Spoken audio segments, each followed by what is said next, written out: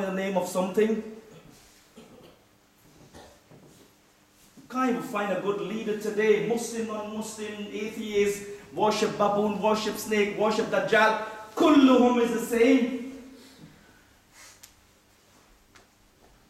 Understanding and comprehension of this religion, ceremonial parrot reading does not mean anything. Understanding this religion is what counts, ya ikhwan. And you cannot understand this religion and wait for Jibreel to come and give you the message.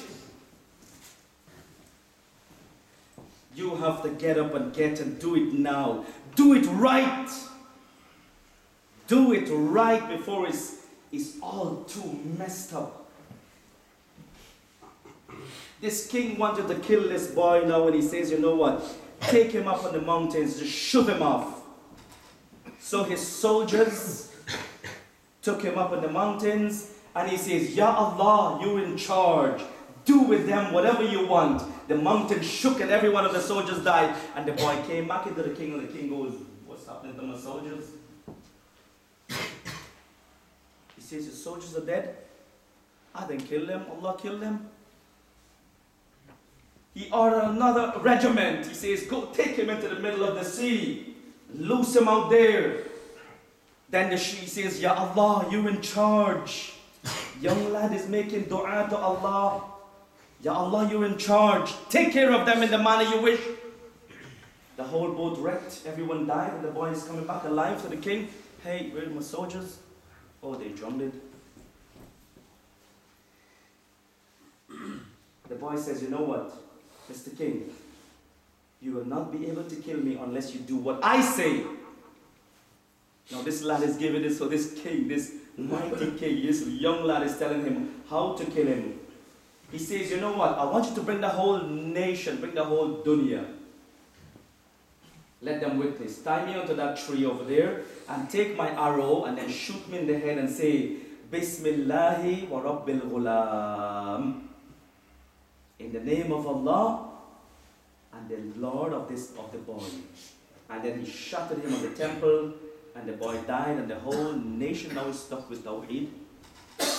So now this king is so clever, he is trying to kill, he couldn't, but then he followed the instruction. Now this little guy is dead, and the whole nation is stuck in Tawheed. He dug a massive trench and fire, he put everyone into the fire. To you it's like, whoa, Muslims are being killed here now. But you know what? In many, many nations, you see Muslims are dying because this is from the signs of Yawm al-Qiyamah. The man who is killing, he doesn't know why he is killing. And the man who is being killed, he doesn't know why he is being killed. So much corruption and confusion. So much corruption and confusion.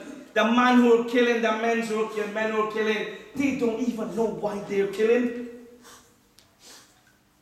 And those who are being killed, they do not even know why they were killed.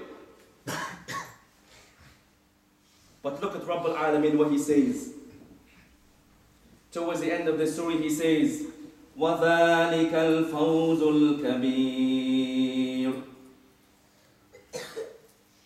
وَذَلِكَ الْفَوْزُ الْكَبِيرُ. They weren't killed because of no reason. وَمَا نَقَمُوا مِنْهُمْ إِلَّا أَن يُؤْمِنُوا بِاللَّهِ الْعَزِيزِ الْحَمِيدِ. They weren't killed. It is only because they believe in Allah, the Hamid. وَذَلِكَ الْفَوْزُ الْكَبِيرُ. The whole nation that was burnt in that fire, there's such an amazing success for them. To you and I, it's like, whoa, this is blows, this is bloodshed. But to Allah subhanahu wa ta'ala, it's a different reckoning. Now, how do you reckon yourself? Abdullah ibn Hudhafa as-Sahmi, the Roman king, took him and says, I want you to go and look at that prison. I want you to go and look at that prison. He had prisoners of war. And he says, go bring me a Sahaba. Because when you hear the name Sahaba, it is like, whoa, this is a nice name. And the people were nice as well. So they took the Sahaba to him and he says, Abdullah ibn Hudhafa Sahmi, he says, look, I want you to leave your religion. He goes, never. The king goes, I'll give you my daughter in marriage. He goes, never. He goes, I give you half of my kingdom. He goes, never. You ask the man, what's your job? He says, I work with them guys who spies on Muslims. By the time you check out, everyone is in prisons, everyone is lost away. That's his man's job. For what? $5.50 an hour. $5.50 an hour. This Hudhafa as-Sahmi, he goes, are you not going to give your religion up? You're not going to marry my daughter? You don't want half of my kingdom? So were you telling me what I have doesn't make sense to you? He goes, no, I'm not going to give up my religion. He goes, go bring me another one. So they brought a tabi'in now. And they had a fire.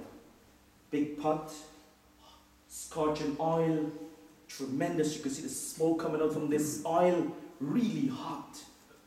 Really, really hot oil. And then they brought another companion, they put him inside this fire.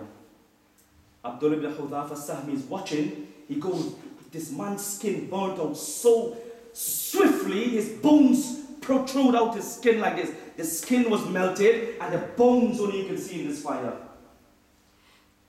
If you don't give up your religion, we put you there as well. He goes, I'm not going to give up. So they tied him up and they're taking him, put him over the oil, and then these soldiers say, hey, he's crying, king. Just bring him back. Ah, got him now. Bring him back. Abdullah ibn Hudhafa Sahmi says, you know why I cried? Do you know why I cried? I cried because I'm sorry I never had 100 souls for you to burn 100 times. He wants to die 100 times not to give up his religion. He doesn't want to mess with his religion. Today you're being fooled into this and you fool into this and you say halal loans. Wallahi, time is finished. We need to stop. Barakallahu li wa lakum fil Qur'an al-Azim.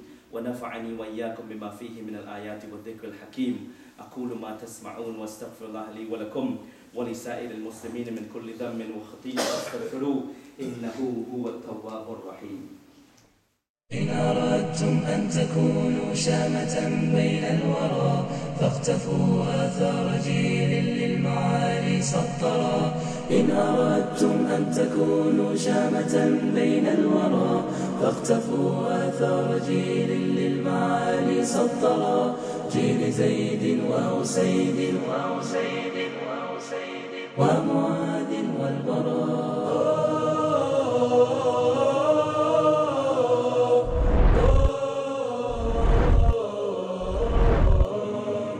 إن أردتم أن تكونوا شامة بين الورى فاقتفوا آثار جيل للمعالي سطرا.